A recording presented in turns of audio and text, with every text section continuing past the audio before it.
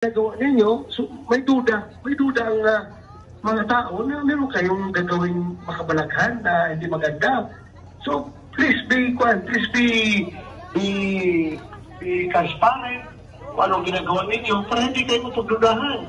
Hindi kayo rin ang mga brima dyan kung hindi nyo gagawin kung what is legal.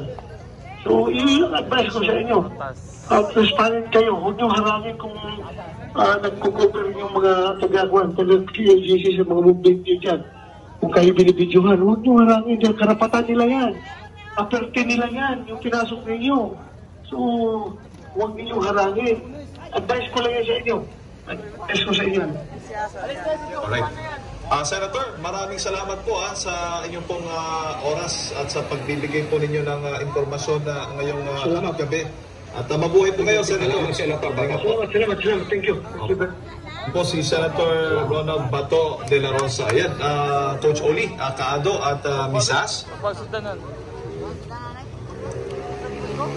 Yes po, andito pa rin. Coach Oli.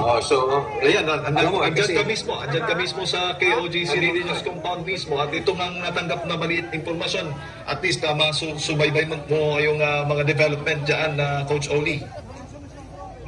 Pag nagbarikada na po talaga sila dyan, wala tayong magagawa. Kasi delikado po yan, kung magpapumilit kami pumasok dyan, magkakasakitan, di ba? Sige, subukan mo pumasok sa ganyan kakapalo. Ilang hilera po yan. Ganyan sila kadaming pulis, wala naman kaming armas dito, di ba? So, dapat, nung una silang sugod, kahit saan pumunta yung mga pulis, nakakasunod kami. Yung pala, pakitang tao lang. Simula lang yun, first yung madaling araw na yun,